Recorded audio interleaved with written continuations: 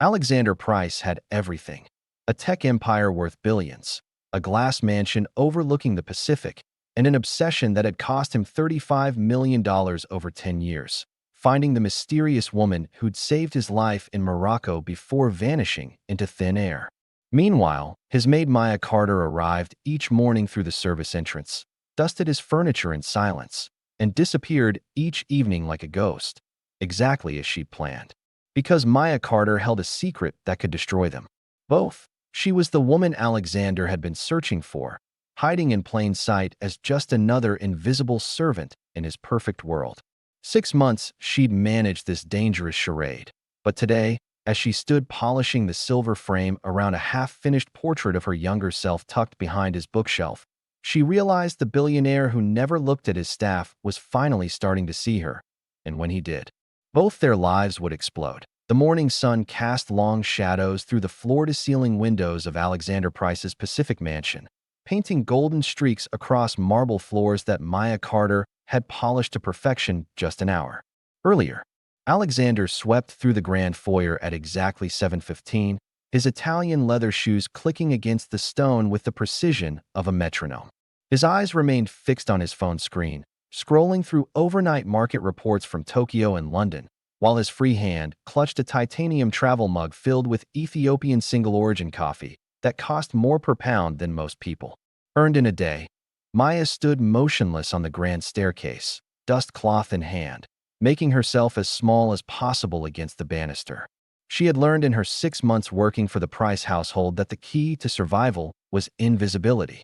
Alexander passed within 3 feet of her, close enough that she could smell his cologne, something French and understated that probably cost more than her monthly rent. He didn't acknowledge her presence. He never did. To him, she was no different from the furniture she cleaned, the paintings she dusted, or the floors she waxed to mirror brightness. The cloth moved in practiced circles across the mahogany railing, her movements deliberate and quiet. Maya had perfected the art of silence, of existing in spaces without disturbing them. Her uniform was always pressed, her hair pulled back in a neat bun, her presence marked only by the faint scent of lavender polish that lingered in rooms after she left. She had trained herself to breathe quietly, to move with purpose but without sound, to be exactly what was expected: efficient, thorough, and completely forgettable. But Maya noticed everything. She noticed how Alexander had started pacing during his phone calls lately, wearing paths in the Persian rugs in his study. She noticed the way his jaw clenched when certain names came up in conversation, how his fingers drummed against surfaces when he thought no one was watching. Most of all, she noticed how he would sometimes stop mid-stride and stare out at the Pacific Ocean, his gaze unfocused, as if searching for something beyond the horizon that he had lost long ago. The kitchen buzzed with quiet activity as Maya entered to collect cleaning supplies.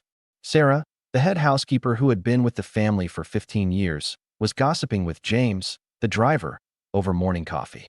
They fell silent when Maya approached, but she caught the tail end of their conversation, something about a mystery woman and private investigators. "Morning, Maya," Sarah said, her tone neutral but not unkind. Sarah was the type who kept professional distance from everyone, especially the newer staff. "Good morning," Maya replied softly, reaching for the silver polish under the sink. James leaned against the counter, unable to resist continuing his story. "I'm telling you, Sarah, I drove him to meet with that investigator again last week. Same one he's been using for years. Must have spent millions by now. That's none of our business," Sarah said sharply, but her eyes betrayed her curiosity. 10 years, James continued, lowering his voice. 10 years he's been looking for someone. You'd think after all that time and money, he'd either find them or give up.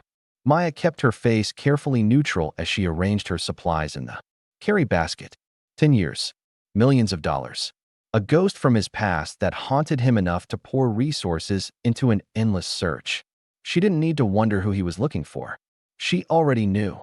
That evening, the mansion transformed for Alexander's company anniversary dinner.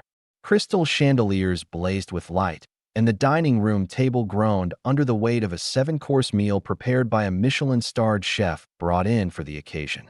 Maya moved through the crowd of investors and board members like a shadow, refilling champagne glasses and collecting empty plates with practiced efficiency.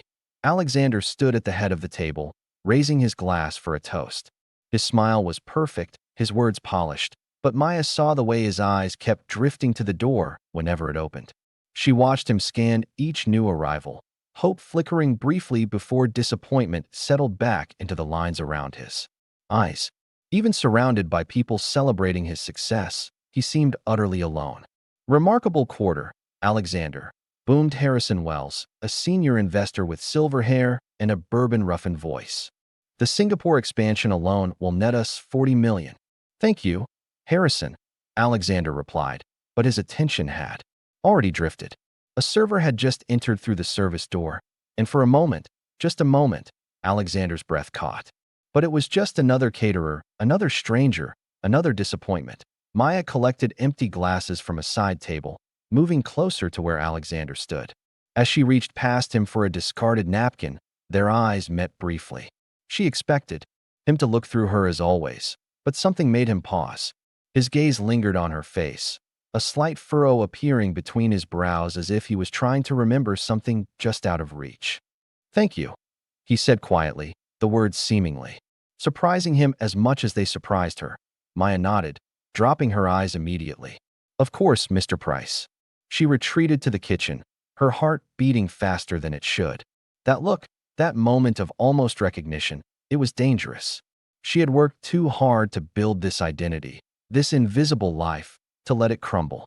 Now, the next morning, Maya was dusting Alexander's private study when she noticed it, a canvas partially hidden behind a bookshelf, covered with a white cloth. She shouldn't look.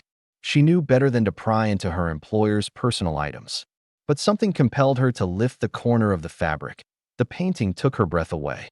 It was unfinished, but the subject was clear, a young black woman, with intelligent eyes and a slight smile that suggested secrets. The artist had captured something ineffable in her expression, a mixture of strength and vulnerability that made the portrait feel alive. Maya's hand trembled as she lowered the cloth. She knew that face. She saw it every morning in the mirror, though younger, softer, before the world had taught her to hide. She quickly returned to her dusting, but her mind raced. Why did he have this painting? How much did he remember? And more importantly, how much longer could she maintain this charade? The week progressed with unusual tension. A storm system moved in from the Pacific, bringing sheets of rain that lashed against the windows. Maya stayed late one evening to help clean up after a board meeting that had run long. The other staff had gone home, leaving her alone in the massive house with Alexander. She was wiping down the conference table when she heard footsteps behind her. Alexander stood in the doorway, looking tired and older than his 48 years. "You don't have to stay," he said. "The storm's getting worse." "Almost finished, Mr. Price," Maya replied, not looking up from her work that he moved into the room, pouring himself a scotch from the sidebar. "How long have you worked here?" "6 months. Yes, sir. Do you like it?" The question seemed to surprise him, as if he hadn't meant to ask it. Maya paused in her cleaning. "It's good work." "Steady. That's not what I asked." She finally looked at him, choosing her words carefully. "I appreciate the opportunity, Mr. Price. Not everyone would hire someone with gaps in their employment history." Something flickered in his eyes. Everyone deserves a second chance. The rain pounded harder against the windows.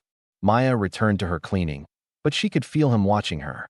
The silence stretched between them, filled with unspoken questions and carefully guarded secrets. "Thank you for staying late," he said finally. "Drive safely." As Maya gathered her things to leave, she pulled out her phone in the pantry, checking to make sure she was alone. She dialed a number from memory. "It's me," she whispered. "No, everything's fine. But I don't know. He's noticing things." The voice on the other end spoke urgently, but Maya cut them off. "I told you, it's not time yet. I'll know when it is. Just be ready." She ended the call quickly, slipping the phone back into her pocket. When she turned, she nearly jumped. Alexander's assistant, Patricia, stood in the doorway. "Working late?" Patricia asked, her tone neutral but her eyes suspicious. "The storm," Maya said simply. "Didn't want to leave a mess for the morning." Patricia nodded slowly, but Maya could tell she wasn't entirely convinced. As Maya left through the service entrance, she wondered how many more close calls she could afford. The next day, while delivering fresh laundry to Alexander's bedroom suite, Maya noticed something unusual. His desk drawer was locked. It always was, but a folder had slipped partially out, caught in the mechanism. She could see the edge of a logo, elegant and professional. Whitmore Investigations, Discreet International Services. She carefully pushed the folder back in, making sure not to disturb anything else. But she had seen enough. Whitmore was one of the best in the business, known for finding people who didn't want to be found. The kind of firm that could trace shadows and whispers across continents. That night, as Maya prepared to leave, she passed by Alexander's study. The door was ajar, and she could see him on the balcony beyond, a silhouette against the stormy sky. He held a whiskey glass in one hand. His other hand braced against the railing as if it was the only thing keeping him upright. The wind carried his voice to her, just barely audible over the rain. He was murmuring something, the same word over and over like a prayer or a penance. A name. Amara. Maya's breath caught. She forced herself to keep walking, to not react, to maintain the facade she had built so carefully. But her eyes betrayed her, glistening with tears she couldn't afford to shed. Not here. Not now. Not when she had come so far and hidden so well. As she drove home through the storm-darkened streets, Maya knew that the careful balance she had maintained for 6 months was beginning to crack. Alexander's search was intensifying, his awareness sharpening. The invisible maid was becoming visible, and visibility meant danger, not just for her, but for him too. Marcus Whitmore sat across from Alexander in the study, spreading files across the coffee table like a dealer laying out cards. Each folder represented a lead, a possibility, a hope that had ultimately led nowhere. The investigator's face was weathered from years of international work, his eyes sharp despite the early morning hour. We've expanded the search parameters, Marcus said, his British accent crisp and professional. My teams have covered Brazil, Sao Paulo, and Rio primarily. We've had people in Paris checking the expatriate communities, and we've just wrapped up operations in Nairobi. Alexander leaned forward, studying the reports with intensity that bordered on desperation. $35 million, Marcus. I've spent $35 million over the years. She has to be out there. People who want to disappear can be remarkably good at it, Marcus replied carefully, especially if they have help. She didn't want to disappear, Alexander said firmly. Something made her. Someone maybe. Meanwhile, across the city in a modest one-bedroom apartment in Inglewood, Maya stood over her kitchen sink, watching flames consume the last of her old letters. The paper curled and blackened, taking with it words from another life, another identity. The smoke alarm chirped once before she disabled it with practiced efficiency. When the last ember died, she swept the ashes into a plastic bag, tied it tight, and placed it in the trash. From her bedroom closet, she retrieved a small lockbox, checking its contents one more time before securing it behind a panel she had installed herself. Inside were passports with different names, cash in various currencies, and a single photograph she couldn't bring herself to burn. Back at the mansion. The next morning, Maya noticed Alexander seemed more agitated than usual. He had 3 phones on his desk, each one set to a different time zone. His breakfast sat untouched while he fired off emails and barked orders to his assistant about clearing his schedule for an emergency trip. The charity gala, Patricia reminded him. You're the keynote speaker. Cancel it, Alexander said without looking up. You can't cancel, sir. It's for the children's hospital. The press would, fine, reschedule my flights for after the gala. That evening, Maya watched the gala coverage from her apartment, curled on her second-hand couch with a cup of tea. The local news showed Alexander at the podium, handsome in his tuxedo, delivering a speech about corporate responsibility and giving back to the community. But Maya saw what the cameras missed. The way his eyes swept the crowd constantly, the slight pause when a woman's laugh rang out from the back of the ballroom. The news anchor's voice droned on about the millions raised for the hospital, but Maya wasn't listening anymore. She was watching Alexander's face when someone called his name off camera. The hope that flashed across his features, followed immediately by disappointment when he turned to find it was just another donor wanting to shake his hand. 2 days later. Maya was preparing breakfast in the mansion's kitchen when Marcus Whitmore arrived with urgent news. She could hear them talking in the dining room. Alexander's voice rising with excitement. This was taken in Chicago 5 years ago, Marcus was saying. Security footage from a hotel lobby. Look at the scarf she's wearing. Maya's hand stilled. On the orange, she was sectioning. She forced herself to continue, to maintain the rhythm of her work, even as her heart raced. That's it. Alexander's voice was breathless. That's the scarf I gave her in Morocco. It has to be her. The trail goes cold after Chicago, Marcus warned. But we're following up on employment records, apartment rentals. If she was there, we'll find where she went next. Maya began humming softly as she arranged fruit on a plate, an unconscious habit when her nerves were frayed. The melody was low, something her grandmother used to sing when Maya was young, before everything became complicated. She didn't realize Alexander had entered the kitchen until she heard his sharp intake of breath. That song, he said. What is that song? Maya looked up, forcing confusion onto her face. Oh, I'm sorry, Mr. Price. Was I being too loud? No, the song. Where did you learn it? She shrugged, returning her attention to the fruit arrangement. Just something my mother used to sing. Old spiritual, I think. Would you like your usual coffee? Alexander stared at her for a long moment, something unreadable in his expression. Yes, thank you. As she prepared his coffee, 2 sugars, no? Cream, exactly how he liked it. Maya could feel his eyes on her. She had made a mistake. The humming had been careless, too comfortable.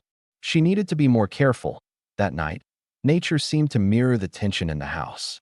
A massive storm rolled in from the Pacific, knocking out power throughout the neighborhood. Maya was gathering candles from the supply closet when the lights went out, plunging the mansion into darkness. Maya, Alexander's voice called from the living room. Are you still here? Yes, Mr. Price. I have candles. She made her way carefully through the darkness, guided by flashes of lightning through the windows. Alexander was standing by the fireplace, his phone flashlight creating a small pool of light. Here, she said, handing him several candles and a lighter. Their fingers brushed during the exchange, and in the brief illumination of the lighter's flame, their faces were inches apart. Alexander's eyes searched hers, and for a moment, Maya forgot to breathe. There was something in his gaze, not quite recognition, but a deep, unsettling familiarity. Have we met before? He asked suddenly. Before you came to work here? No, sir, Maya said, stepping back. I would remember. Lightning flashed again, throwing his face into sharp relief. Would you? Before she could answer, his phone rang. Marcus Whitmore's name appeared on the screen. I have to take this, Alexander said, but his eyes lingered on her for another moment before he answered. Maya busied herself lighting candles throughout the room, but she could hear his side of the conversation. When? You're certain? No, I'll fly out myself. Book the first flight after the storm passes. After he hung up, Alexander moved to the window, watching the storm rage over the ocean. Maya gathered her things to leave, but his voice stopped her. Do you believe in fate, Maya? The question caught her off guard. I believe things happen. For a reason, Mr. Price. I'm looking for someone, he said, still facing the window. I've been looking for years. Sometimes I think I'm crazy, spending all this money, all this time, searching for a ghost. Must be someone important, Maya said carefully. She saved my life. His voice was quiet, almost lost in the sound of rain against glass. Years ago in Morocco, everything I have, everything I've built, I owe it to her. And she just vanished. Maya's throat tightened. Maybe she had her reasons. That's what I tell myself. But I need to know she's okay. I need to thank her. He trailed off, then laughed bitterly. I sound insane, don't I? Talking to my maid about this. You sound like someone who doesn't forget the people who matter, Maya said softly. Alexander turned to look at her then, and in the candlelight, she could see tears in his eyes. I owe her everything. The next morning, Maya received a call during her break. She walked to the far end of the garden, making sure she was alone before answering. He's getting too close. The voice on the other end said urgently. The Chicago lead, they're going to trace it back. You need to leave. Not yet, Maya said firmly. This isn't a game. If Victor finds out where you are, then I'll leave before he figures it out, Maya interrupted. But not yet. There's something I need to do first. You're playing with fire. I've been burned before. I survived. She ended the call, and turned to find Alexander's friend Daniel walking through the garden. He was a regular visitor, one of the few people Alexander seemed to trust completely. "Beautiful morning," Daniel said pleasantly, but his eyes were curious. "I don't think we've properly met. I'm Daniel Morrison." "Maya Carter," she replied, shaking his offered hand. "Alexander speaks highly of you. Says you're the best housekeeper he's had." Maya doubted Alexander had said any such thing, but she smiled politely. "He's a good employer." Daniel studied her for a moment. "You know, it's strange. You remind me of someone, but I can't place who." "I have one of those faces," Maya said. Lightly, but inside, alarm bells were ringing. Daniel had been in Morocco. Daniel had been there that night. That evening, over scotch in the study, Alexander confided in Daniel about his continued search. "You need to let this go," Daniel said gently. "It's been 10 years, Alex. You're chasing a ghost." "She's not dead," Alexander said firmly. "I would know if she was dead." "How could you possibly know that?" Alexander pulled out a weathered photograph from his desk drawer. It was water-stained and creased, but the image was still visible, a young black woman, with bright eyes and a cautious smile, standing on a rooftop with the Moroccan sunset behind her. "Because someone like her doesn't just die," Alexander said. "She survives. She adapts. She disappears if she has to, but she survives." Daniel studied the photograph, then glanced toward the door where Maya had just passed by with fresh towels. A strange expression crossed his face, but he said nothing. Later that night, Maya stood in her apartment, looking at her calendar.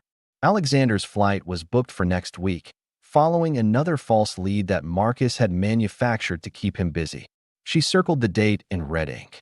It would be her last day. She would disappear again, become someone new, somewhere else. But, as she prepared for bed, she found herself thinking about the pain in Alexander's voice when he talked about his search. $35 million spent trying to find her. 10 years of his life devoted to a ghost. All because she had saved him once and then vanished without explanation. She retrieved the lockbox from its hiding place and pulled out the photograph she couldn't burn. It was the twin to the one Alexander had shown Daniel, the same moment captured from a different angle. She had taken it with his phone, just hours before everything went wrong, before the men with guns came, before she had to make the choice. That would haunt them both. Tomorrow, she decided. Tomorrow she would leave. But even as she made the decision, she knew she was lying to herself. Something was keeping her here, something more than just the need to hide. Maybe it was the way. He looked at the ocean, searching for her. Maybe it was the painting hidden in his study, unfinished like everything between them. Or maybe it was simply that after 10 years of running, she was finally tired of being invisible to the one person who had never stopped seeing her, even when she wasn't there. The morning after Alexander's scheduled departure was supposed to bring Maya relief. She had already composed her resignation letter, citing a fictional family emergency that would require her immediate relocation. But at 6:30 that morning, as she arrived at the mansion through the service entrance, she found Alexander's Bentley still in the driveway and heard his voice booming from the study. "I don't care what the board thinks, Patricia. Cancel the Chicago trip. We're having an emergency meeting this afternoon, and I need to be here." Maya's stomach dropped. She retreated to the kitchen where Sarah was reviewing the week's schedule, with unusual tension in her shoulders. "Change of plans," Sarah announced to the assembled staff. "Mr. Price isn't traveling after all. We're hosting the Children's Hospital fundraiser here tomorrow night, instead of at the hotel. 200 guests, full catering, and the board will be arriving early for a private meeting." Maya nodded along with the others, but her mind raced. She couldn't leave now, not with such a major event happening. It would raise too many questions, draw too much attention. She was trapped for at least another few days. The mansion transformed overnight into a wonderland for the charity event. Crystal lights were strung through the gardens, a string quartet set up on the terrace, and round tables draped in white. Linens filled the ballroom. Maya worked alongside the rest of the staff, arranging centerpieces and polishing silverware until it gleamed. The children arrived first, patients from the hospital brought in for a special preview before the donors showed up. Maya was assigned to help supervise them in the conservatory, where face painters and balloon artists had been hired to entertain. She knelt beside a little girl in a wheelchair, helping her choose which butterfly design she wanted painted on her cheek. "You're pretty," the girl said suddenly, studying Maya with the unfiltered honesty of childhood. Are you a princess? Maya laughed softly. No, sweetheart. I just work here. Mr. Price must like you then. He only hires nice people. What makes you think Mr. Price is nice? Maya asked, curious about the child's perception. He visits us at the hospital sometimes. He brings toys and reads stories. He's sad though. You can tell when grown-ups are sad, even when they smile. From across the room, Alexander watched the interaction.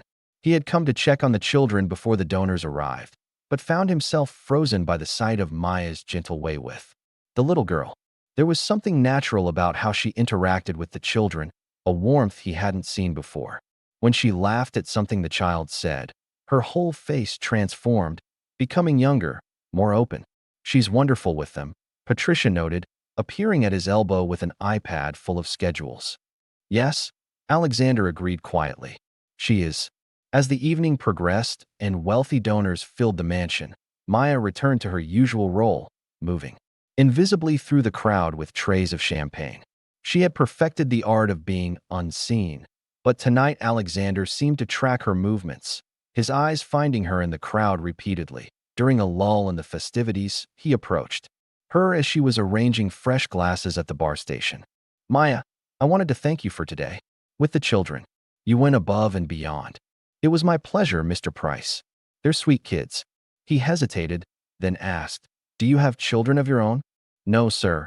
But you'd like them? Someday. It was such a personal question, so unexpected from a man who had barely acknowledged her existence for 6 months. Maya chose her words carefully.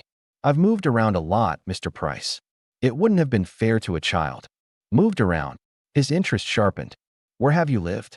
Here and there. California mostly, but I spent some time on the East Coast. She kept her answers vague, truthful enough to avoid outright lies, but not specific enough to trace. Ever been abroad? Maya's pulse quickened. No, sir. Never had the opportunity. He studied her face intently, and she forced herself to meet his gaze with bland innocence. After a moment, he nodded and turned away, but she caught him glancing back at her twice before disappearing into the crowd of donors. Later that evening, Maya was clearing plates from the garden terrace when she noticed something catching the light on her wrist. The silver bracelet. She had worn it without thinking, hidden usually under her uniform sleeves, but the evening's activities had caused her sleeve to ride up. Excuse me. Maya turned to find Eleanor Hartley, one of the newer housekeepers, staring at her wrist with undisguised interest. Eleanor had started 3 weeks ago, and there was something sharp and calculating about her that made Maya uneasy. That's a beautiful bracelet, Eleanor said, her smile not reaching her eyes. It looks expensive. It's not, Maya said quickly, pulling her sleeve down. Just something from a flea market. Really? Because it looks exactly like the Moroccan silver work they sell in those high-end boutiques downtown. My sister has one that cost $800. Then I got very lucky at the flea market, Maya said coolly, moving past Eleanor with her tray. But Eleanor wasn't done. Throughout the rest of the evening, Maya caught her staring, whispering to James the driver, and once, taking a photo with her phone when she thought Maya wasn't looking. The next morning brought a crisis that had nothing to do with Maya's secrets. The boardroom erupted in shouting as Richard Steinberg, one of Alexander's oldest board members, slammed his fist on the table. You've lost focus, Alexander. $35 million of your personal funds spent on some wild goose chase, and now you're making erratic business decisions. The Singapore expansion is hemorrhaging money because you're too distracted to oversee it properly. Maya was in the adjacent room, supposedly cleaning but able to hear every word through the thin walls. My personal finances are not board business, Alexander said, his voice dangerously quiet. They are when they affect your judgment, Richard shot back. Victor Hale is circling our contracts like a vulture, and you're too busy playing detective to notice. He's already poached 3 of our suppliers. Victor Hale is a parasite, Alexander said dismissively. A parasite who's about to eat your company alive while you chase ghosts. The meeting ended with slammed doors and angry footsteps. Maya retreated quickly, but not before she heard Richard on his phone in the hallway. Victor? It's Richard. You were right. He's vulnerable. That name sent ice through Maya's veins. Victor Hale. The reason she had run The reason she had hidden. If Victor was involved now, if he was getting close to Alexander's business, then staying was even more dangerous than she had thought. In the kitchen that afternoon, Maya was preparing Alexander's lunch when a delivery arrived. Marcus Whitmore himself, rather than sending an assistant. He insisted on hand-delivering a package to Alexander personally. As Maya carried the tray to the study, she could hear their conversation through the door. She was in California, Marcus was saying. We have confirmation. A woman matching her description worked at a hospital in Sacramento 5 years ago. Then she vanished again. Sacramento, Alexander repeated. That's only a few hours from here. The trail goes cold after that. But Alexander, if she was that close and didn't contact you, maybe she couldn't. Maybe she was in trouble. Maya's hands trembled as she knocked on the door. Both men fell silent as she entered with the lunch tray. Thank you, Maya, Alexander said absently. His attention on the files spread across his desk. As she set down the tray, she glimpsed a photograph. Among the papers, a blurry security camera image of a woman in scrubs. The resolution was too poor to make out features clearly, but the height and build were right. It could have been her. It could have been anyone. Will there be anything else, Mr. Price? No, thank you. But as she reached the door, Marcus spoke. Up. Actually, Miss Carter, Maya supplied. Miss Carter, you've worked here 6 months, correct? You must know the household routines well. Have you noticed anyone unusual around the property? Any strange phone calls or deliveries? Maya kept her expression neutral. No, sir. Nothing unusual. Marcus studied her for a moment, then nodded. Thank you. That evening, there was a minor accident in the kitchen. Thomas, one of the new servers, dropped a tray of glasses just as Alexander was passing through. The crash was tremendous, shards flying everywhere. Without thinking, Maya threw herself between Alexander and the explosion of glass, her body shielding his. Are you hurt? Alexander asked, his hands on her shoulders, checking for injuries. I'm fine, Maya said, though she could feel a sting on her palm where a shard had caught her. You're bleeding. He took her hand, examining the cut with surprising gentleness. Come on, let's get this cleaned up. He led her to the small first aid station off the kitchen, ignoring her protests that she could handle it herself. As he cleaned the wound with careful precision, Maya found herself studying his face up close. There were more lines than there had been 10 years ago, silver threading through his dark hair, but his concentration was the same intense focus she remembered. You didn't have to do that, he said quietly, applying antibiotic ointment. Shield me like that. Instinct, Maya said. Most people's instinct is to protect themselves. I'm not most people.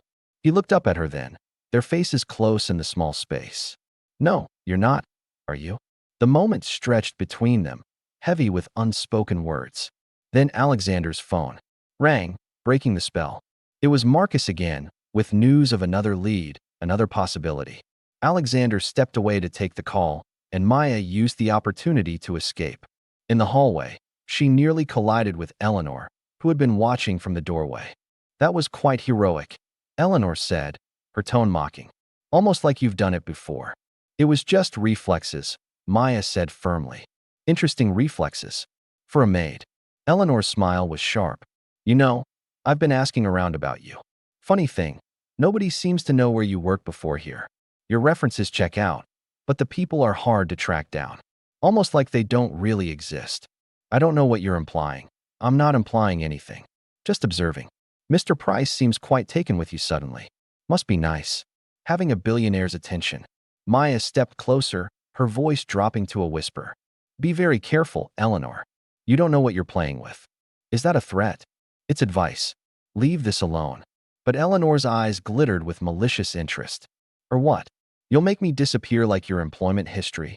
That night, Maya made a decision. She called her contact from the burner phone in her car. I need an exit strategy. Soon. There's another employee here who's getting suspicious, and Victor Hale is circling Alexander's business. Finally seeing sense. I can have new documents ready in 48 hours. Make it 24. Something's about to break here. I can feel it. The next morning, Marcus arrived with urgent news. He had a meeting with someone who claimed to have information about the woman Alexander was seeking. The meeting was set for that afternoon at a cafe in Santa Monica. This could be it. Alexander told Patricia, canceling his afternoon meetings. This could finally be her.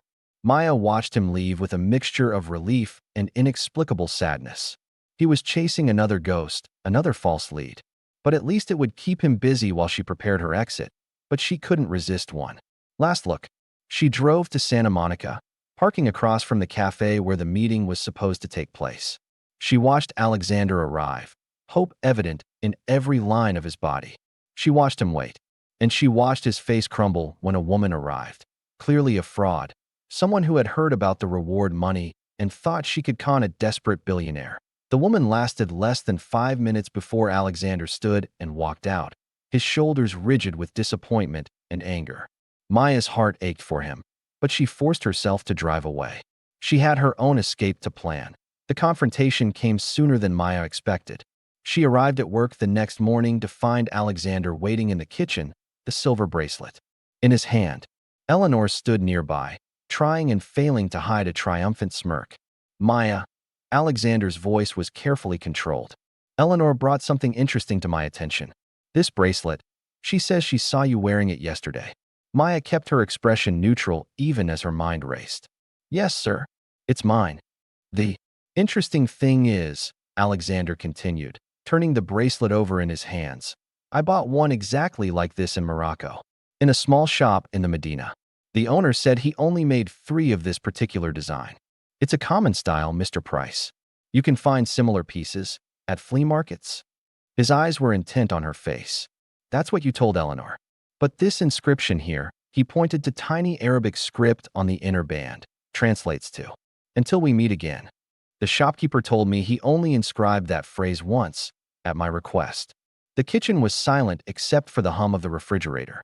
Eleanor watched with barely concealed glee while Sarah and the other staff members exchanged confused glances. Where did you really get this bracelet, Maya? Maya lifted her chin, meeting his gaze directly. Someone gave it to me. A long time ago. Who? Someone who said they'd find me again. The truth, even if he didn't realize it. Alexander stepped closer, his voice dropping. What aren't you telling me? Before Maya could answer, his phone rang. Marcus Whitmore's name flashed on the screen. Alexander answered impatiently. Not now, Marcus, what? You're sure? She's here? In Los Angeles. Maya's blood ran cold as Alexander's eyes snapped back to her face, now filled with a different kind of intensity. I'll call you back, he told Marcus, ending the call without looking away from Maya. Everyone out. Now. The kitchen emptied quickly, though Eleanor lingered until Alexander's sharp look sent her scurrying. When they were alone, Alexander set the bracelet on the counter between them. Tell me about Morocco. I've never been to Morocco, Mr. Price. Tell me about the night on the rooftop. The broken radio. The men with guns. Maya's breath caught. She forced herself to remain still, to give nothing away. I don't know what you're talking about. There was an alley, Alexander continued, moving closer. Someone knew about the seawall ladder. Someone led me to safety while bullets flew overhead. Someone who disappeared into the night and never looked back. Mr. Price, it was you, wasn't it? His voice was barely a whisper now. You're Amara. The name hung in the air between them like a challenge. Maya held his gaze for a long moment, then deliberately looked away. My name is Maya Carter. I'm your housekeeper. Nothing more. Don't lie to me. The words exploded from him, months of frustration and years of searching compressed into that single demand. The humming, the bracelet, the way you threw yourself between me and those glasses yesterday. You did the same thing in Morocco, didn't you? Put yourself between me and danger. You're seeing what you want to see, then explain this. He pulled out his phone, showing her a photo from Marcus's files. It was her, 5 years younger, caught on security footage in Chicago. Same height, same build, same way of tilting your head when you're thinking. Maya studied the photo as if seeing it for the first time. That could be anyone. Stop it. His voice cracked. Just stop. I've spent 10 years looking for you. 10 years, Maya. Or Amara. Or whatever your real name is. $35 million. Do you know what that money meant? It wasn't just about finding you. Every investigator I hired, every lead they followed, all led back to one thing. Victor Hale. Maya couldn't help her involuntary flinch at that name. You know him, Alexander said, triumph and horror mixing in his voice. You're running from him. That's why you disappeared. That's why you've been hiding. You don't understand. Then explain it to me. He slammed his hand on the counter, making them both jump. 10 years, Maya. I've spent 10 years wondering if you were dead, if you were hurt, if you hated me for some reason I couldn't understand. And all this time you've been here, in my house, watching me search for you. The pain in his voice broke. Something in Maya. She sank into a chair, suddenly exhausted by the weight of her deception. 6 months, she said quietly. I've only been here 6 months. But you're her. You're Amara. She looked up at him, and for the first time since she'd arrived at his house, she let him really see her. Not the maid, not the invisible servant, but the woman who had saved his life in Morocco. Amara was a cover name, she admitted. One of many I've used over the years. Alexander pulled out a chair and sat across from her, his legs seemingly unable to hold him anymore. Why? Why hide from me? I wasn't hiding from you. I was hiding from what finding me would bring to your door. Victor, she nodded. I was a witness. Federal case. International fraud and human trafficking ring that used shipping companies to move more than just cargo. Victor's company was central to it all, and one of his subsidiaries had contracts with your suppliers. The Morocco deal, Alexander breathed. That's why we were both there. You were there to sign contracts. I was there to document the other. Things being moved through those same channels. When the operation went sideways, when Victor's men realized there was a federal witness in play, they came for you. They came for anyone who might have seen something. You were collateral damage, in the wrong place at the wrong time. I couldn't let them kill an innocent man. So you saved me, led me to safety, and then vanished. The FBI handlers made it clear anyone I had contact with would become a target. Victor doesn't leave loose ends. Ever. Alexander was quiet for a moment, processing. Then, the $35 million I spent searching for you. You knew about it? Maya's voice was barely audible. I knew. And you just let me. He stopped, understanding dawning on his face. The searches, the investigations, they were drawing Victor's attention away from you. Every time you hired someone to look for Amara, Victor's people followed the same leads. As long as they were chasing shadows in Brazil or Paris or Nairobi, they weren't looking for a maid in Los Angeles. You used me. I survived, Maya corrected. We both did. That's what mattered. They sat in silence for a moment before Alexander asked, why come here? Why work in my house? I didn't plan it. I've been moving every few months for years, taking whatever work I could find that didn't require too many questions. When I saw your household was hiring, when I realized your head housekeeper valued discretion over detailed background checks, it seemed safe. You never really looked at the staff. I thought I could hide in plain sight. But I did start looking. Yes. And that's when I knew I had to leave. Alexander reached for the bracelet, turning it over in his hands. You kept it. All these years, you kept it. A moment of weakness, Maya admitted. I should have thrown it away. But you didn't. No. Eleanor's voice suddenly rang out from the hallway. Mr. Price? Mr. Whitmore is here. He says it's urgent. Marcus burst through the kitchen door, his usually composed face flushed with excitement. Alexander, I found her. The woman from Morocco. She's been. He stopped short, seeing Maya. His eyes widened in recognition. My God. Hello, Marcus, Maya said quietly. You look well. You know him? Alexander asked, looking between them. We met once, Marcus said slowly. Years ago. In Tangier. The night before you were attacked. She was asking questions about shipping manifests at the Port Authority. I was investigating insurance fraud for Lloyd's of London. You didn't recognize her? All this time, Marcus shook his head. She looked different then. Hair, clothes, the way she carried herself. She was playing a different character entirely. Besides, I was told she died that night. Federal handlers confirmed it, said she was killed in the crossfire. The handlers lied, Maya said. It was the only way to keep me safe. Eleanor appeared in the doorway again, this time with her phone raised. This is fascinating, but I think Mr. Hale would be very interested to hear about this reunion. Everyone froze. Eleanor's smile was vicious as she waved her phone, showing a recording app actively running. Eleanor. Alexander's voice was deadly quiet. What have you done? Secured my future, she replied. Victor Hale is offering $2 million for information about the federal witness who destroyed his European operations. I'd say I've earned it, wouldn't you? Maya moved faster than anyone expected.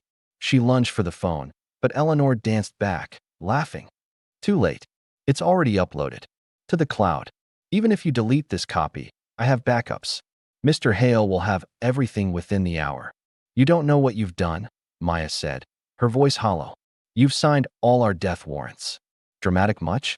I've made us all rich. Mr. Hale just wants to talk. Victor Hale doesn't talk, Marcus said grimly. He eliminates problems. Alexander pulled out his phone. We need to call the FBI. Now. No, Maya said sharply. The moment this becomes official, Victor disappears. He has contacts everywhere. We need. The lights went out. In the darkness, they heard the sound of breaking glass from the front of the house. Then footsteps. Multiple sets, moving with military precision. They're already here, Maya whispered.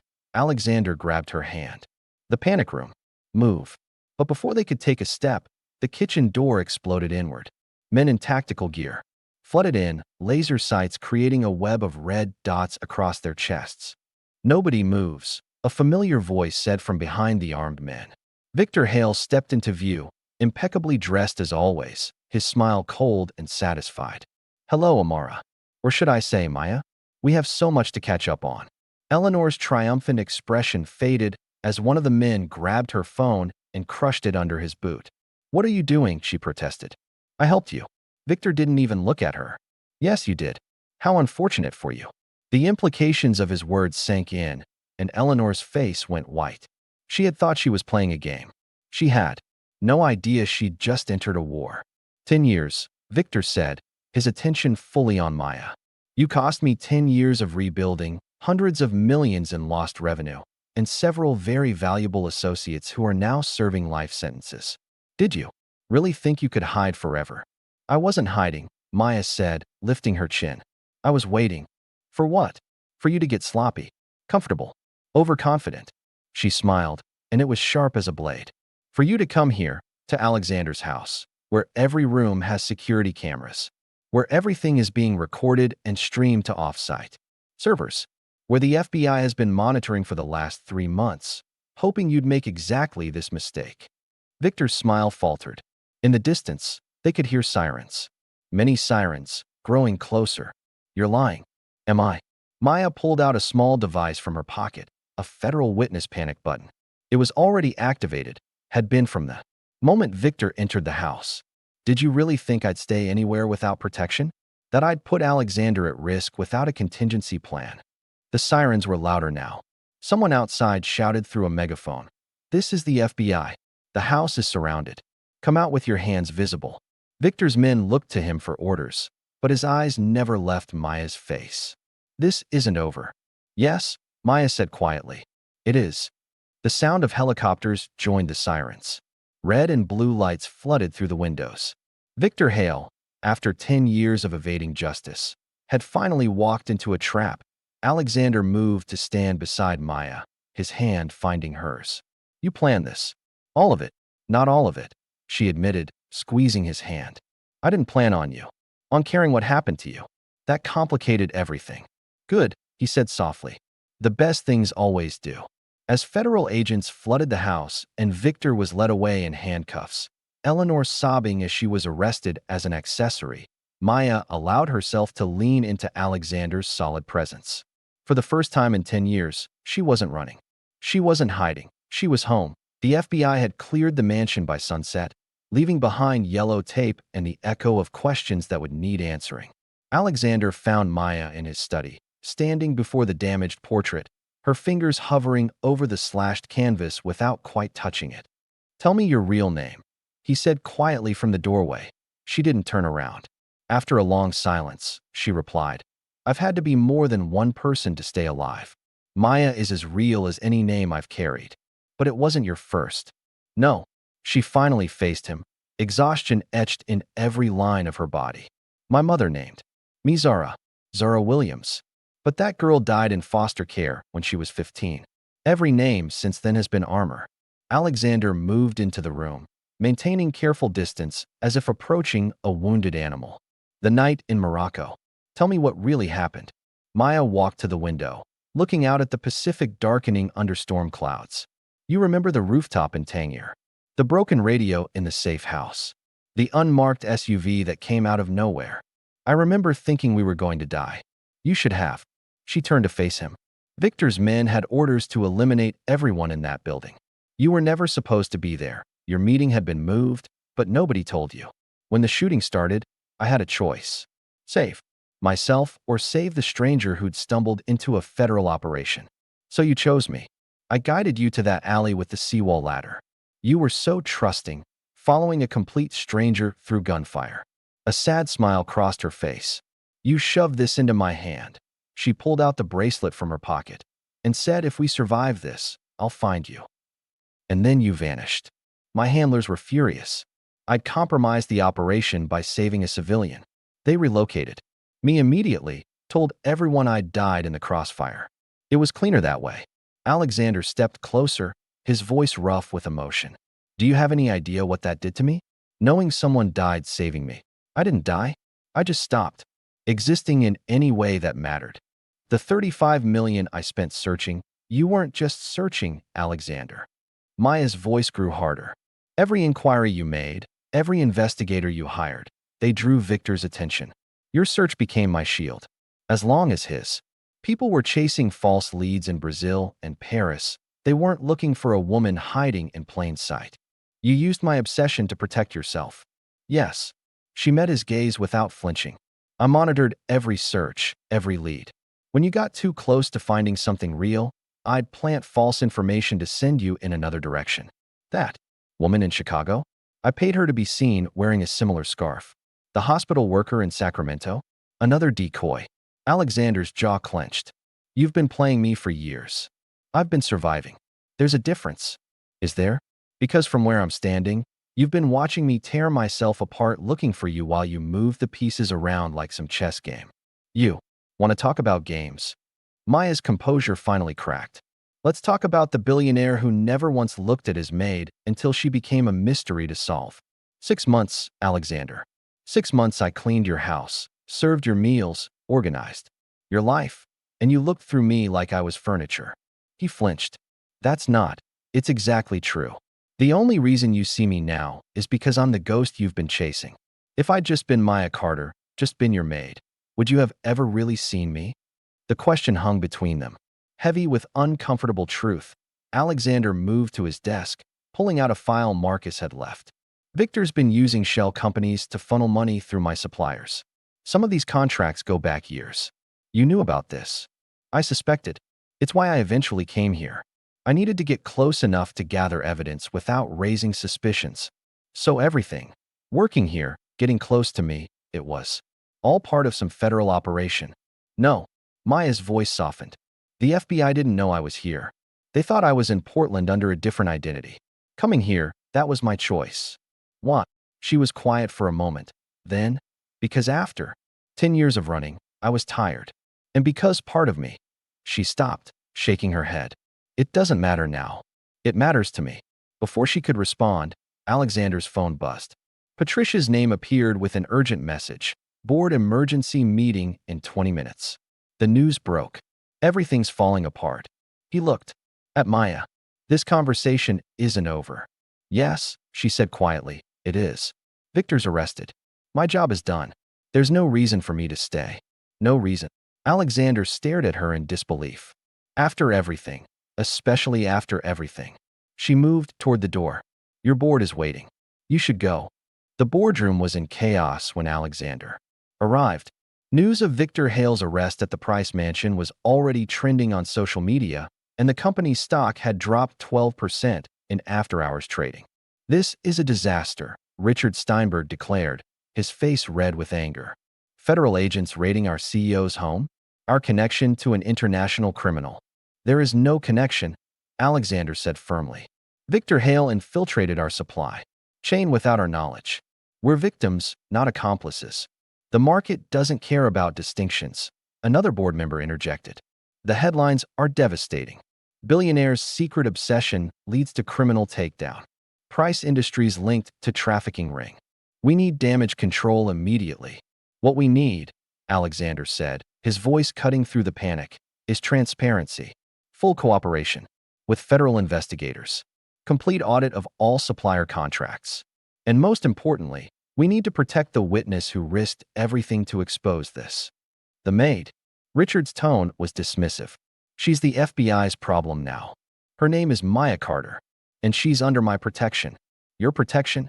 Richard laughed bitterly. You've spent $35 million of your own money chasing this woman, and now she's brought a criminal empire to our doorstep. If anything, we should be discussing your fitness to continue as CEO. The room went silent. Alexander looked around the table at people he'd worked with for years, built an empire alongside, and saw calculation in their eyes. Then let's discuss it, he said evenly. But understand this. If I walk, I take my patents with me. Every innovation, every breakthrough that built this company came from my mind. The contracts are clear on that point. You wouldn't dare try me. His phone rang. Marcus Whitmore's name appeared on the screen. Alexander, we have a problem. Someone leaked Maya's location to the press. There are news vans pulling up to the mansion. And worse, Victor's lawyer is claiming entrapment, saying Maya illegally gathered evidence. If this gets thrown out on a technicality, Alexander stood. Meeting adjourned. We'll reconvene tomorrow. You can't just watch me. He left the boardroom in stunned silence and raced back to the mansion. The driveway was already clogged with news vans, reporters shouting questions as his car pushed through. Inside, he found Maya in her small room off the kitchen, quickly packing her few belongings. You can't leave, he said. It's not safe. It's never safe, she replied, not looking at him. That's the point. I stay in one place too long, people get hurt. People are already hurt. You're already exposed. Running now won't change that. She zipped her bag closed. Maybe not, but staying will only make it worse. For both of us. I don't care about worse. You should. She finally met his eyes. Your board wants you out. Your stock is crashing. Your reputation, my reputation was built on a lie. His voice was raw. Everything I achieved after Morocco, every success, was because you saved my life. And I never even knew your real name. You don't owe me anything. I owe you everything. They stared at each other across the small room, years of searching and hiding compressed into this moment that a knock interrupted them. FBI Special Agent Diana Foster stood in the doorway, her expression grim. Miss Carter, we need to move you to a safe house. Victor's lawyer is good, too good. There's a chance he could get bail, and if he does, he'll come for me, Maya finished. I know. Not just you. Agent Foster's gaze included Alexander. Anyone connected to you is a potential target. Mr. Price, we recommend you consider protective custody as well. I'm not hiding, Alexander said firmly. Then you're a fool, Maya said sharply. Victor doesn't forgive, and he doesn't forget. You're on his list now, just for helping me. Then we face him together. This isn't a movie, Alexander. There's no heroic ending where the lights went out, everyone froze. In the darkness, they heard the generator kick in, emergency lighting casting eerie shadows. Agent Foster's radio crackled to life. Perimeter breach. Southeast corner. Multiple subjects approaching. He made bail, Foster said grimly. Somehow, Victor made bail. The safe house compromise lasted exactly 3 hours. Maya sat in a nondescript FBI facility in Riverside, watching the news coverage on her phone while Agent Foster coordinated with her team. Alexander had refused protection, returning to his mansion despite Maya's protests. The headlines were brutal. Billionaire's obsession exposed. The maid who wasn't. Price Industries stock plummets amid criminal investigation. From mansion to manhunt. The woman worth $35 million. Then came the blog post that changed everything. FinanceGossip.com ran an exclusive. Billionaire Price duped by housemaid honey trap. Sources say federal witness planted evidence. The article used carefully edited audio, Eleanor's recordings, somehow recovered and manipulated, to make it sound like Maya had orchestrated everything for money. Maya's phone rang. Alexander's voice was strained. Did you see? I saw. The board called an emergency vote. They're trying to force me out. Stock dropped another 20% at market open. Alexander, I'm sorry, don't. Just don't. We need to fix this. There is no fixing this. This is what Victor does. He destroys everything around his targets until they have nowhere left to run. A commotion outside made Maya look up. Through the window, she could see FBI agents running, Radios crackling with urgent chatter, Foster burst into the room. The mansion's been hit. Security breach. Someone broke in. Maya's blood went cold. Alexander. He's safe. Security got him to the panic room. But Maya, they destroyed everything. His study, the portrait, all his personal files. And they left a message. Foster held up her phone, showing a photo from the scene. Written in red paint across the mansion's marble floor. You cost me 10 years. You'll pay with everything. We need to move you, Foster said urgently. If they hit the mansion, they know. The window exploded. Maya hit the floor as glass showered the room. Smoke grenades followed, filling the space with thick gray clouds. She heard Foster shouting, calling for backup, but the words were lost in the chaos. Strong hands grabbed her, dragging her toward the door. Not FBI. She knew the grip, the efficiency. Victor's men. She fought, landing an elbow that earned a grunt of pain, but there were too many. Then, suddenly, the hands released her. Through the smoke, she saw Alexander, wielding a fire extinguisher. Like a club, he'd come for her, against all reason, against all safety. Move, he shouted, pulling her toward the exit. They ran through the facility's corridors, emergency lights flashing, agents converging from all directions. Behind them, she could hear pursuit. Boots on linoleum, barked orders in multiple languages today. Black SUV screeched to a halt at the exit. Marcus Whitmore behind the wheel. Get in. They dove into the vehicle as bullets sparked off the armored exterior. Marcus floored it, tires screaming as they tore away from the facility. How did you? Maya started. Alexander called me when the mansion was hit. Marcus said, taking a corner at dangerous speed. Said if Victor was making his move, you'd be next. Seems he was right. You shouldn't have come, Maya told Alexander. Either of you. Now you're both targets. We already were, Alexander said grimly. The moment Victor knew I was connected to you, we were all dead unless we stopped him. His phone rang. Patricia's panicked voice filled the car through Bluetooth. Mr. Price, the board, they've called a press conference. They're announcing your removal as CEO, effective immediately. They're saying you endangered the company with your personal vendetta. Let them, Alexander said. Patricia, I need you to do something for me. In my personal safe, combination March 15th, 78, there's a red folder.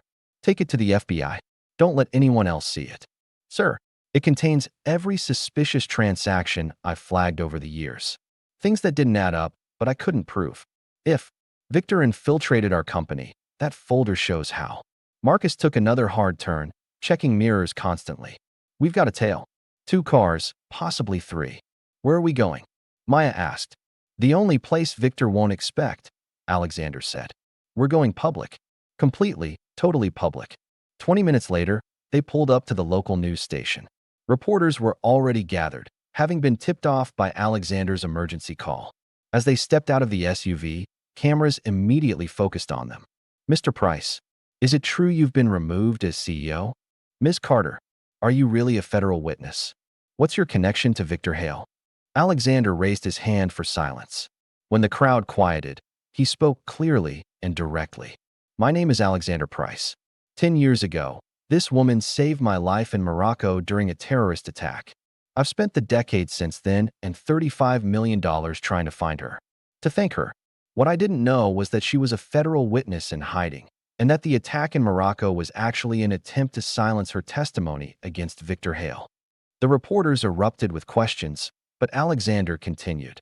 Victor Hale has infiltrated multiple corporations, including mine, to launder money from human trafficking operations. The FBI has the evidence. But right now, he's trying to silence the witnesses before trial.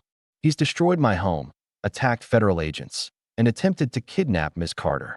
We're here, in public, because visibility is our only protection. Are you admitting to harboring a federal witness? A reporter shouted. I'm admitting to hiring a housekeeper named Maya Carter 6 months ago. I had no knowledge of her past until yesterday when Victor Hale's men invaded my home. Maya stepped forward. My name is Maya Carter, formerly Zara Williams. I witnessed Victor Hale's crimes 10 years ago and have been in hiding ever since. The FBI can confirm my status as a protected witness. What Mr. Price spent searching for me, $35 million. That money inadvertently kept me safe by misdirecting Victor's search efforts. Mr. Price is a victim in this, not a conspirator. A reporter pushed forward. Miss Carter, why did you choose to work in Mr. Price's home? Maya glanced at Alexander, then back at the cameras. Because after 10 years of running, I wanted to stop being a ghost. I wanted to make sure the man whose life got destroyed because of me was okay. I didn't intend for any of this to happen.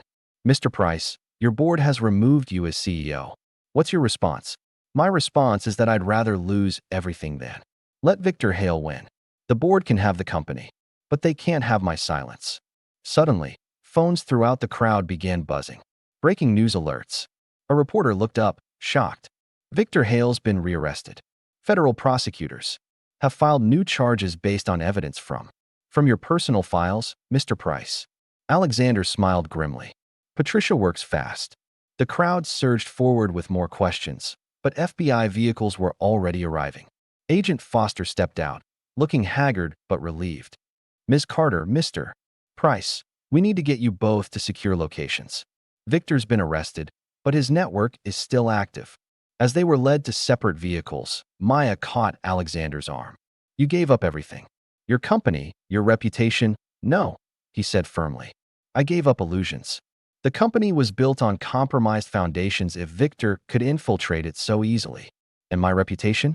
It was based on a lie that I was some self-made genius who survived on his own merit. The truth is, I survived because a brave woman saved me. It's time everyone knew that. The board will destroy you. Let them try. I still hold the patents. I can build again, better this time. Cleaner. Agent Foster interrupted. We need to go? Now. As Maya was guided to one vehicle and Alexander to another, he called out, This isn't over. No, she agreed quietly. It's not. The news cycle exploded. Every major outlet carried the story of the billionaire who gave up everything to protect a witness.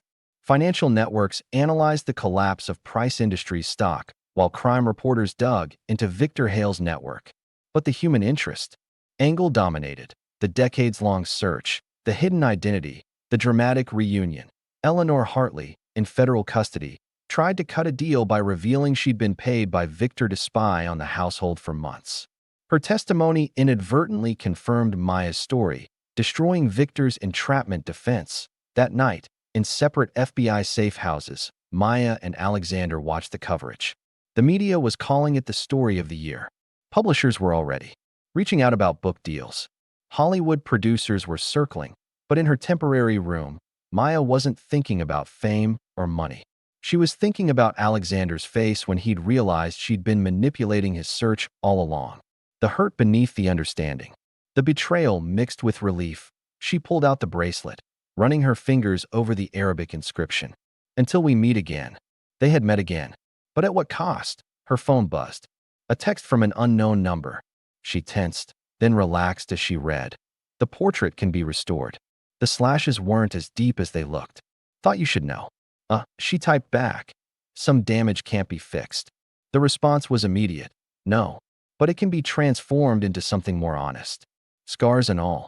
Meanwhile, Alexander stood at his safe house window, looking out at city lights.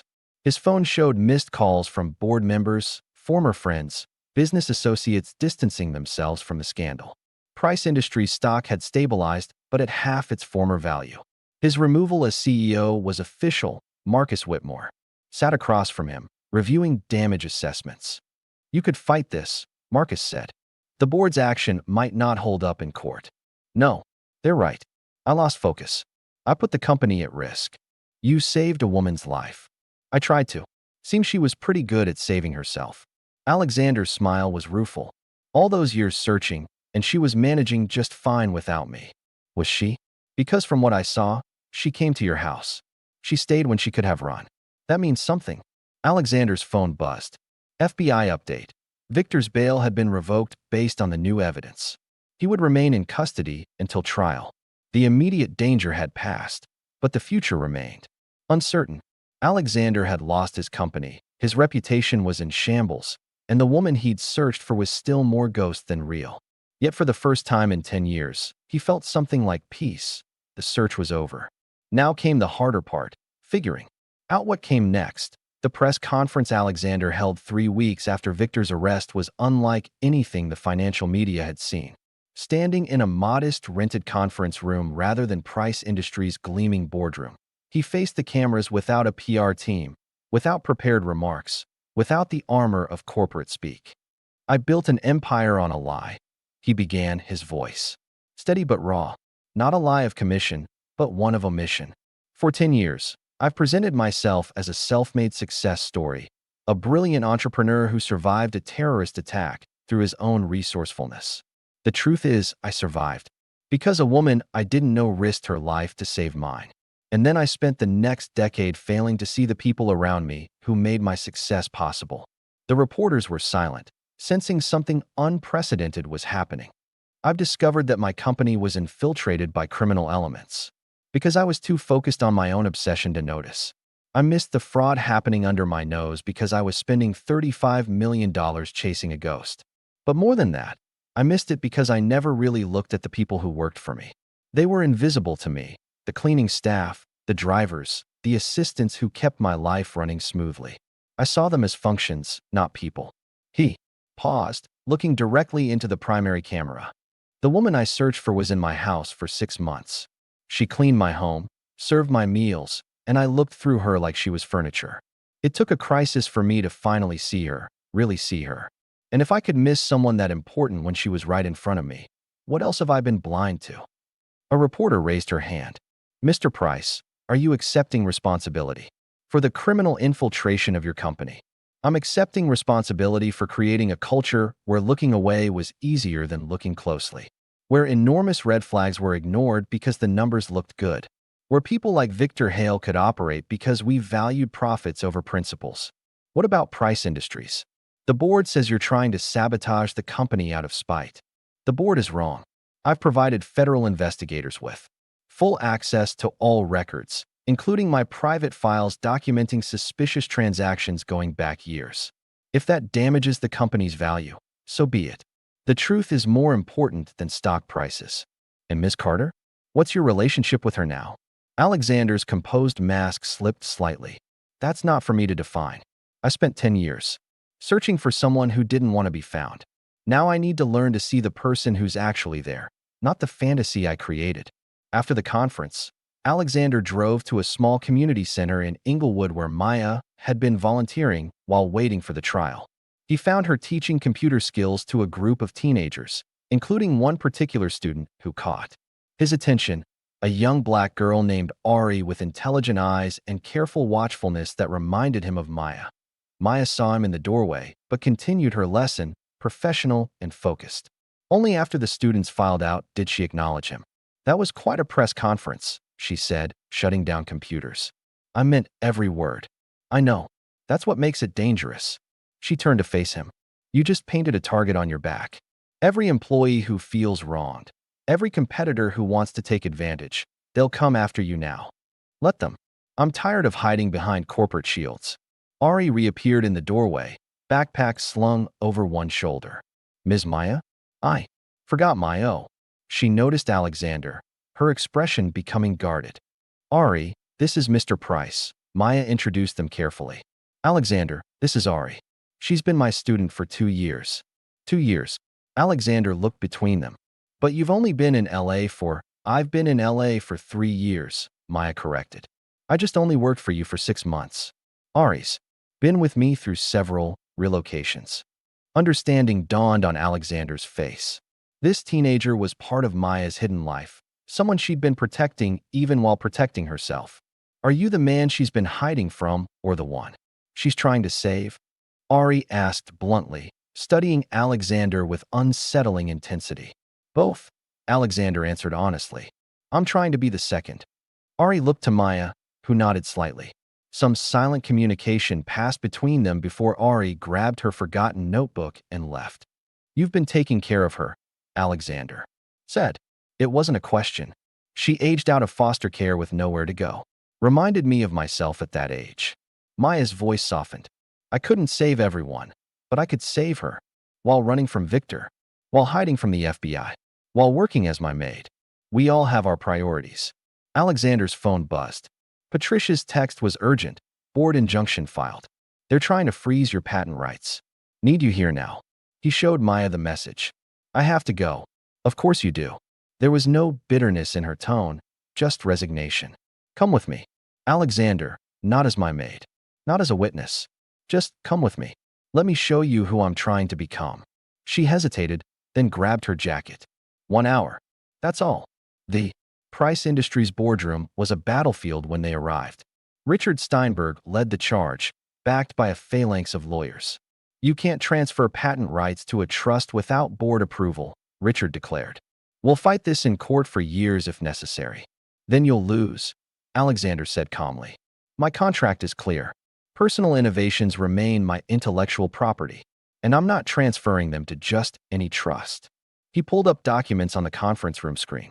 The Price Foundation for Witness Protection and Victim Support, funded with $35 million, the exact amount I spent searching. For Maya, the patents will generate licensing fees that fund protection for people like her, education for kids like Ari, and support for families destroyed by criminals like Victor Hale. This is insane, another board member protested. You're giving away billions in future revenue.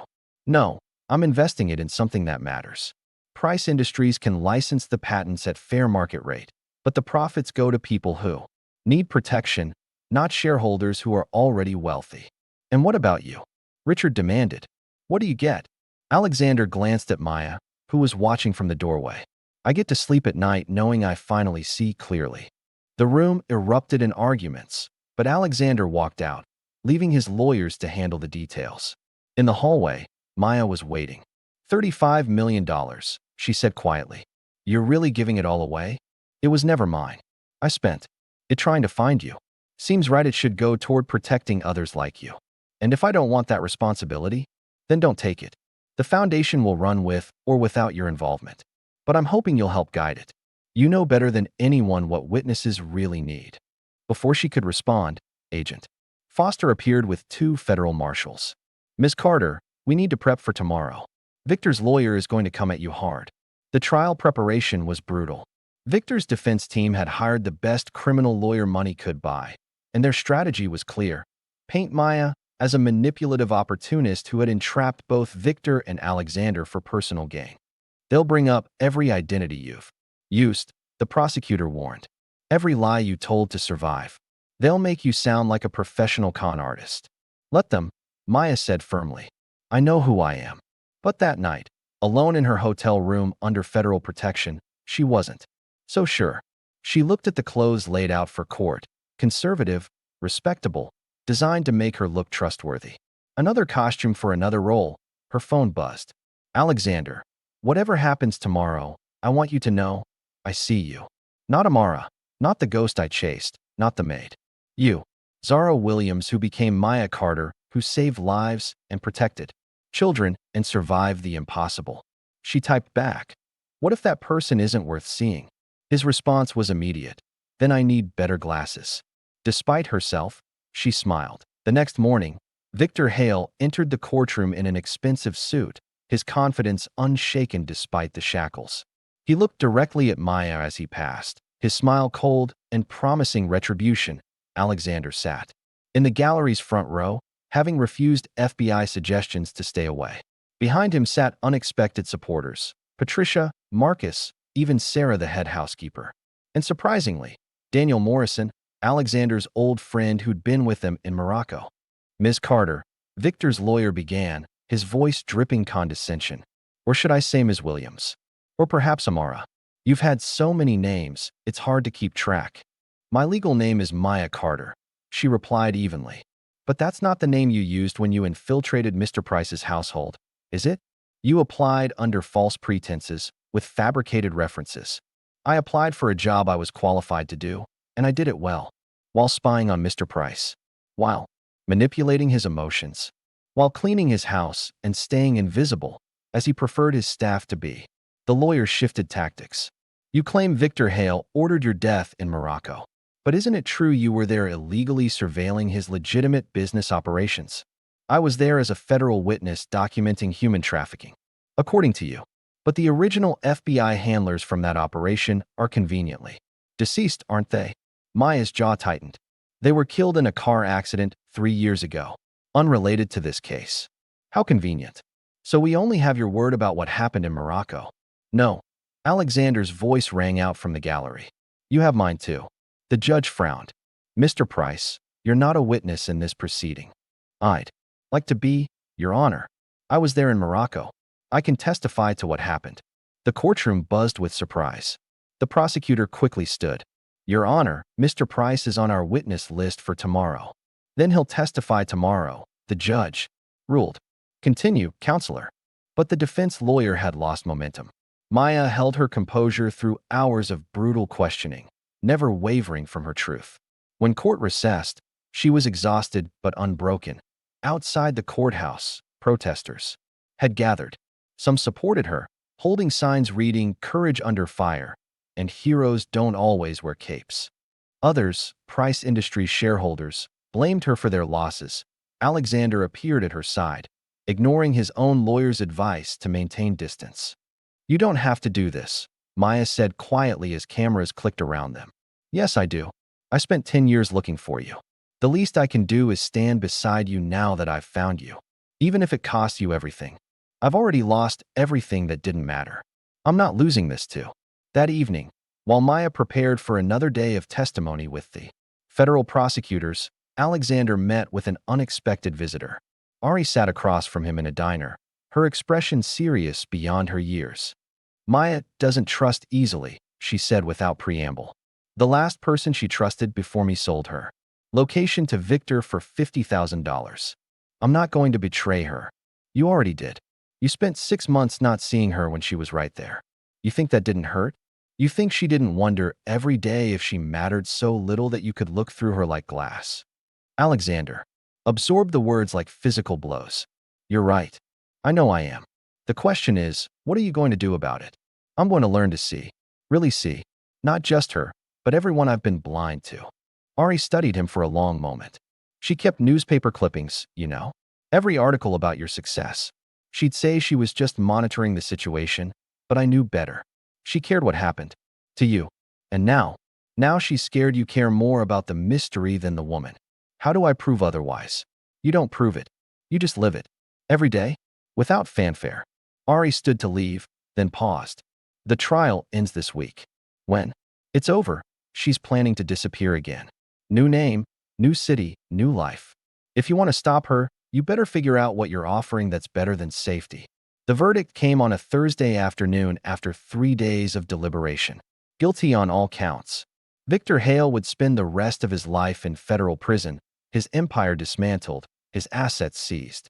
The courtroom erupted in celebration from the prosecution's side, but Maya sat silent, unable to process that her decade of running was finally over. Alexander found her on the courthouse steps an hour later, after the crowds had dispersed and the media had gotten their sound bites. She was sitting alone, staring at the city skyline. It's over, he said, sitting beside her. Is it? She turned to look at him. Your company is in chaos. Your reputation is destroyed. You've lost everything because of me. I lost everything because I built it on shaky foundations. You just revealed the cracks that were already there. The board is suing you. Let them. My lawyers tell me they don't have a case. The patents are mine, and the foundation is already operational. First grant goes out next week. Full scholarship for Ari to attend USC's computer science program. Maya's eyes widened.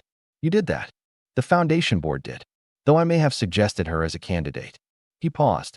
She told me you're planning to leave again. It's what I do. Start fresh where no one knows my history. Where you could stay and build something where people know exactly who you are. Alexander, I'm not asking for anything more than a chance. A real chance. Not as the billionaire and the maid. Not as the searcher and the lost. But as two people who've seen each other at our worst and are still here. Before Maya could respond, her phone rang. Agent Foster's name appeared. Maya, you need to see this. Someone leaked the full FBI file on Victor's operations. Every victim, every crime, every detail. The media is going insane, but more importantly, you're not the only witness anymore. Dozens of victims are coming forward. Maya looked at Alexander, who was trying and failing to appear innocent. You didn't. I might have suggested to Patricia. that certain documents accidentally left on my desk could be photographed and shared with interested journalists. Hypothetically, that's illegal. Proving it would require admitting the FBI left classified documents unsecured. Seems unlikely they'll pursue it. Despite everything, Maya laughed. You're learning to be devious. I had a good teacher. They sat in comfortable silence for a moment before Maya asked, what will you do now? Without the company. Start over. Build something better. Something transparent from the ground up. He looked at her. I was hoping you might help. I'm not a businesswoman. No, but you know how to see what others miss. You know how to protect the vulnerable. That's the kind of vision I need. And if I say no, then I'll respect that. But I'll keep the offer open. Maya stood, brushing off her clothes. I need time to figure out who I am when I'm not running. Take all the time you need. I'll be here. 6 weeks later, the mansion had been sold to cover legal costs and settlements. Alexander now lived in a modest apartment in Marina Del Rey, his life stripped down to essentials. He was meeting with potential investors for his new venture, a security company focused on protecting witnesses and vulnerable populations, when Maya walked in. She looked different. Not disguised or hidden, but genuinely relaxed.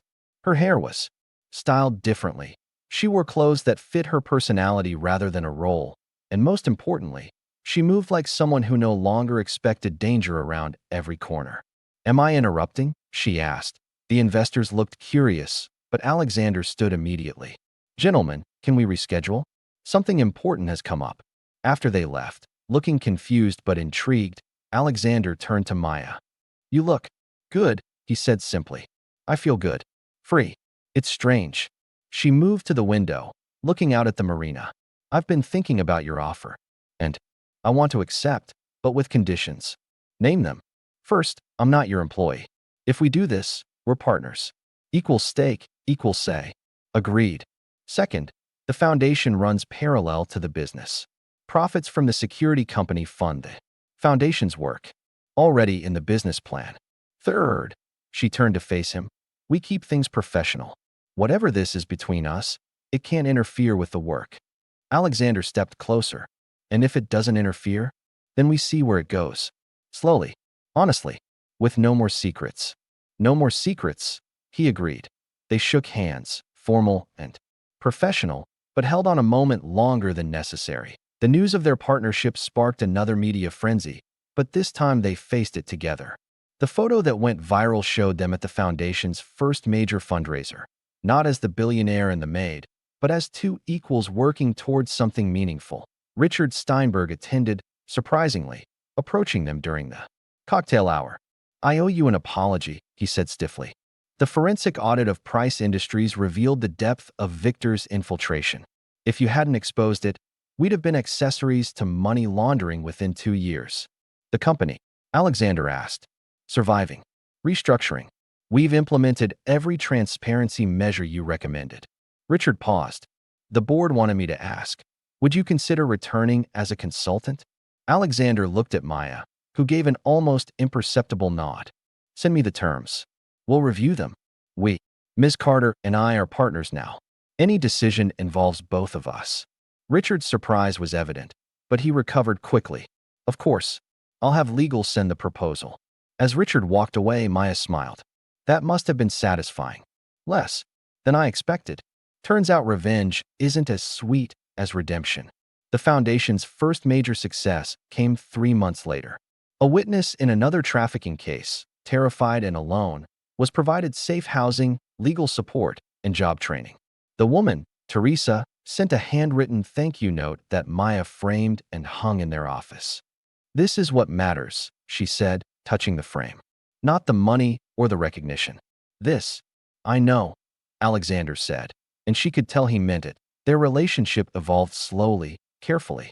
Coffee meetings became lunches, lunches became dinners, and eventually, dinners became breakfast. But they never rushed, never pushed past what felt natural, and right at a year after Victor's conviction, they stood in Alexander's old study in the mansion, now owned by a tech entrepreneur who'd invited them to see something. The restored portrait hung on the wall, but it had been transformed.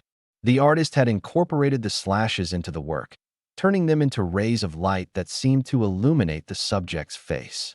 It's beautiful, Maya said softly. It's honest, Alexander corrected. Scars and all.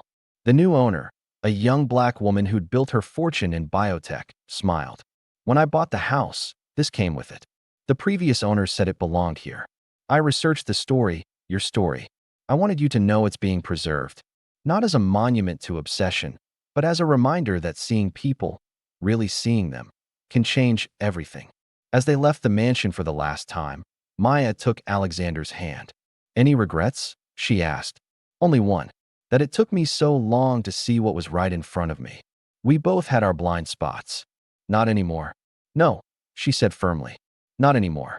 The security company thrived, the foundation expanded, and their partnership, both professional and personal, deepened into something neither had expected but both had needed. At the company's second anniversary celebration, Alexander raised a toast to the assembled employees and foundation recipients.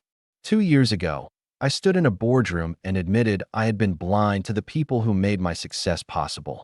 Today, I stand here grateful for the chance to see clearly, to see the security guards who protect others as they once needed protection themselves, to see the counselors who guide witnesses through their fear because they've walked that path, to see the administrators who pour their hearts into every case because they know what it's like to need help and not receive it.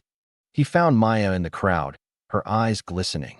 Most of all, I'm grateful for the woman who taught me that being seen, truly seen, isn't about being found. It's about being recognized for who you really are, scars and all.